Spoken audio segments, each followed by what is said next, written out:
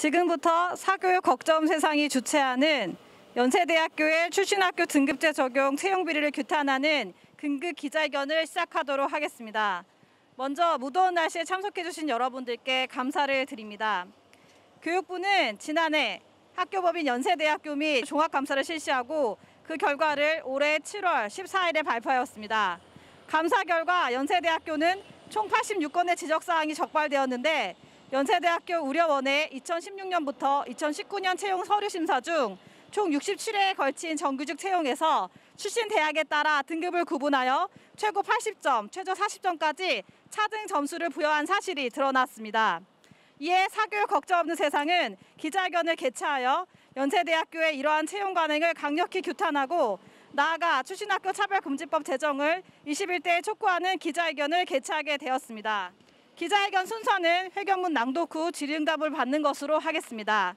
기자회견 낭독은 먼저 사교육 걱정 세상의 김은종 정책팀장님 그리고 구본창 정책국장님께서 차례로 낭독해 주시겠습니다. 연세대에 대한 교육부의 종합감사 결과 총 86건의 지적사항이 적발되었습니다.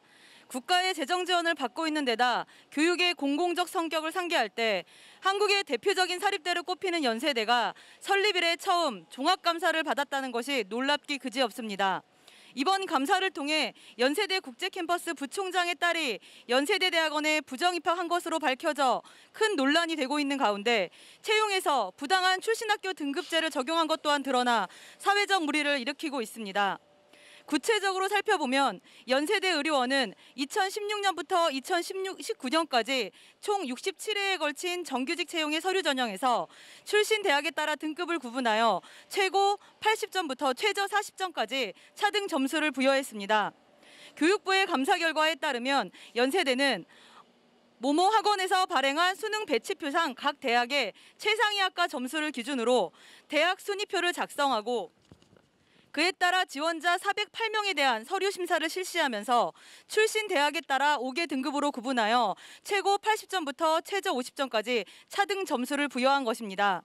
단순히 수능 배치표를 근거로 만들어진 이 출신학교 등급제는 2016년 7월부터 2019년 4월까지 사무직, 영양사, 약사, 전산원 등 15개 직종 67회에 걸친 정규직 채용에 적용되었습니다. 이는 교육부 감사 결과에서 밝힌 바와 같이 지원자의 역량이나 직무 능력과 무관하고 합리적인 이유나 근거가 미약한 대학 순위표에 따라 지원자에게 차등 점수를 부과한 것으로 부당한 출신학교 차별에 해당하는 것이었습니다. 게다가 2017년 3월부터 2018년 12월까지 4차례의 사무직 채용에서는 채용계획 수립 당시 서류 심사의 구체적인 배점을 결정하지 않고 원서 접수 이후 응시자의 출신대학, 응시인원, 응시서류 등을 확인한 후 인사부서에서 출신대학 등급을 중심으로 학력, 경력, 대학 성적, 가산점 등으로 서류심사 평가 기준을 임의로 작성, 적용하였습니다. 직무 능력과 무관한 출신대학을 기준으로 임시 방편적이고 불공정하며 비상식적인 채용이 이루어졌던 것입니다.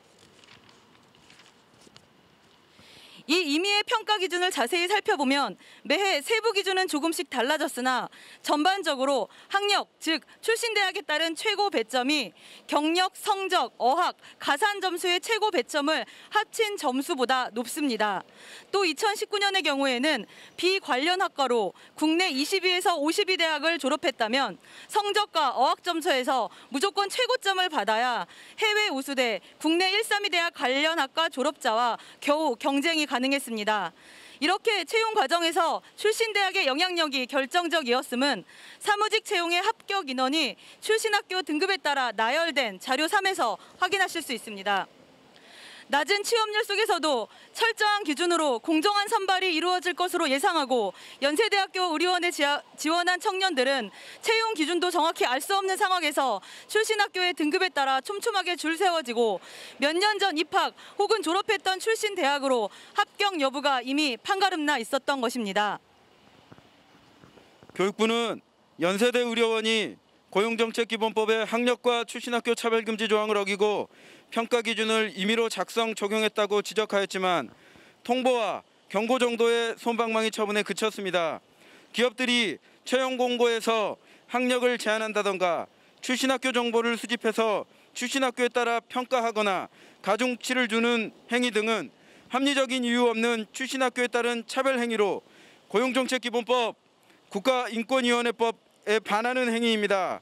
하지만 어떤 행위가 차별 행위인지 명확하게 알기 어렵고 피해자 입장에서는 차별을 입증하는 것도 쉽지 않은 데다 처벌 규정조차 없어 현재까지도 많은 기업들이 연세대 의료원과 같이 학력 제한이나 출신학교 등급제를 암암리에 활용하고 있는 실정입니다.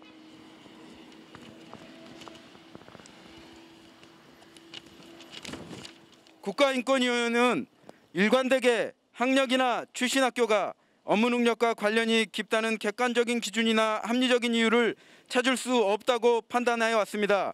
그래서 기업이 학교별 등급 가중치를 부여하여 채용하는 관행에 대해서도 이미 2005년에 출신학교 등급 가중치는 사용해서 안 된다고 강조했습니다.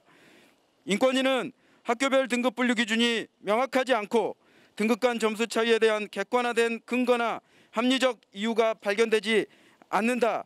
따라서 학교별 등급 가중치에는 출신학교에 의한 차별 효과가 내재된 것으로 이를 사용함으로써 발생하는 차별 효과 역시 분명하므로 사회적 통념에 미루어 이를 정당화시킬 수 없다라고 밝혔습니다. 인권위의 이러한 결정이 이미 2000년대 중반에 내려졌음에도 불구하고 십수년의 시간이 지난 지금에야 공공부문의 출신학교 블라인드 채용이 안착되었습니다. 하지만 2019년까지도 연세대가 버젓이 출신학교 등급제를 적용하여 채용을 하고 있었다는 것은 출신학교 블라인드 채용과 출신학교 차별에 대한 실질적인 규제, 즉 출신학교 차별금지법의 필요성을 환기해주는 사건이라고 할 수 있습니다. 연세대 등 부당한 출신학교 차별을 당연한 관행으로 여겨왔던 기업들은 코로나19로 인해 차갑게 얼어붙은 채용시장에서 공정한 경쟁을 기대하며 취업을 준비하는 청년들에게 더 이상 채용 과정에 대한 불신과 박탈감을 안겨주어서는 안 됩니다. 기업은 당장 직무 능력과 무관한 근거 없는 출신학교 줄 세우기, 부당하고 비합리적이며 불법적인 출신학교 차별을 멈추십시오. 그리고 20대 국회가 법 제정에 늑장을 부리고 책임을 방기한 사이 출신학교 차별이라는 채용 비리가 또다시 발생했습니다.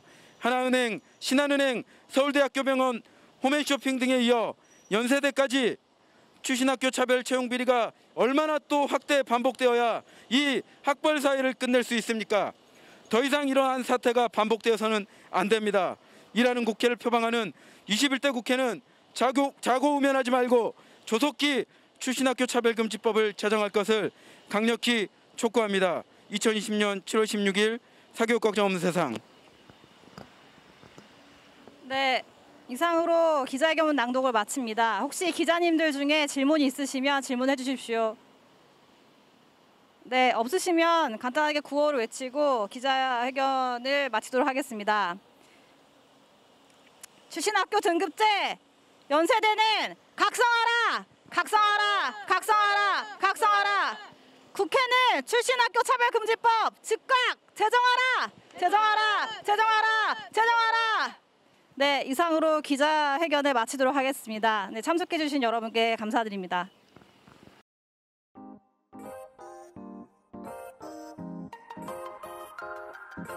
출신 대학은 차별하지만 넌